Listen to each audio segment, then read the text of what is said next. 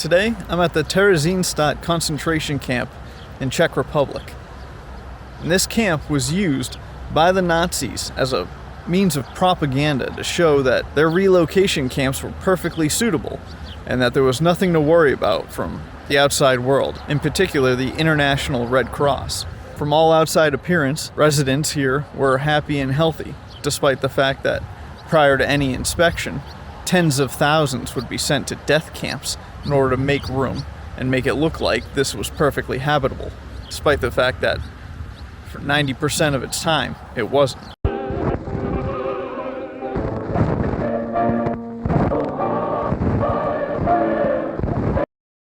Propaganda has always played a major role in influencing and communicating to the masses, and Nazi Germany was a powerhouse of propaganda, using it to seize power, maintain it, and bend the perception of the population into accepting literal atrocities. Both Hitler and his Minister of Propaganda, Joseph Goebbels, knew how powerful it could be, and expertly used it in almost every situation they could, especially in regards to anti-Semitism. Problems will arise, though, if you spend all day saying you want to kill an entire race, as well as several other groups of human beings, and when you start quote-unquote relocating these people, outsiders might start asking if you have their best interest in mind, which of course you don't. So what can you do to prevent the international community from teaming up against you? Well, you use your old friend propaganda. Enter the Theresienstadt hybrid concentration camp and ghetto, built to mislead both Germans and outsiders as to exactly what was happening to the, quote, undesirable populations of Central Europe. In this camp more specifically, that was the Jewish population. While most ghettos and camps used the population for slave labor, Theresienstadt, located in the fortress town of Terezin, was portrayed as a retirement settlement for both the elderly but also those who were prominent in the Jewish community. This doesn't mean Theresienstadt was a vacation, though. The Nazis purposely built it to hasten the deaths of the populace, especially the elderly. Simultaneously, though, it was used as a way station to the actual extermination camps. 155,000 people were sent here. 83,000 would go on to die in other camps, while 35,000 died here, mostly from disease and malnutrition. The Nazis here leveraged the elders and prominent members by creating a council of elders, or Judenrat, responsible for implementing Nazi orders, but also for keeping the charade going. This isn't to say that they were collaborating with the Nazis.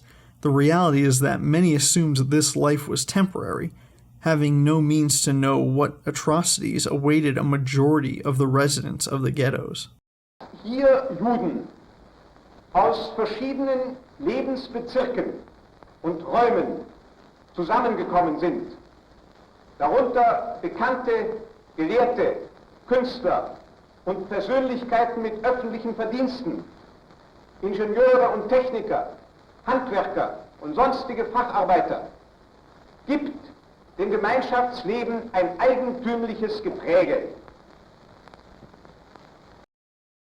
In order to fool members of the International Red Cross, a Potemkin village was set up, a complete facade of fake shops and schools. The streets were cleaned and specially selected prisoners were given private living spaces.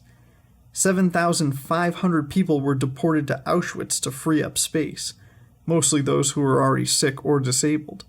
The residents not deported were encouraged to participate in cultural activities and were allowed to gather, read, make music and art, and were the only prisoners in any of the concentration camps were able to openly pray, as opposed to other concentration camps. Members of the Council of Elders gave SS scripted speeches under penalty of beatings or worse, and the International Committee of the Red Cross was fooled, citing living conditions as favorable, that of a normal country town, and most importantly, cited incorrectly that no deportations occurred.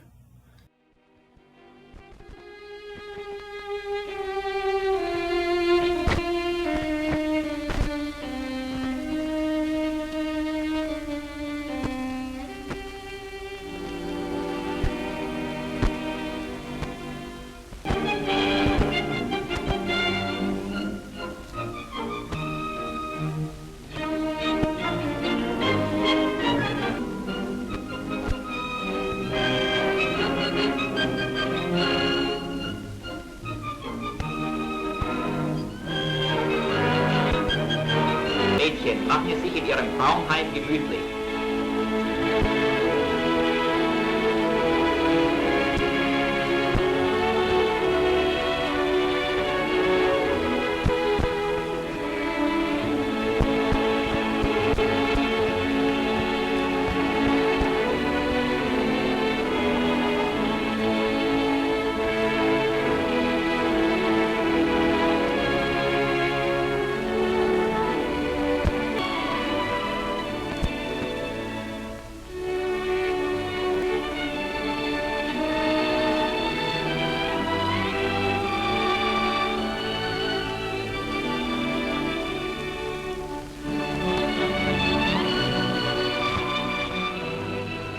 Despite potentially being the most accommodating concentration camp during the Nazi regime, of the 155,000 prisoners, only an estimated 23,000 survived the war, less than 15%.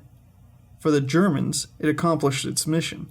Theresienstadt portrayed normal life for the relocated, while simultaneously exterminating 85 out of every 100 people who were imprisoned there. The propaganda worked. Thanks for watching. As always, until next time, get lost.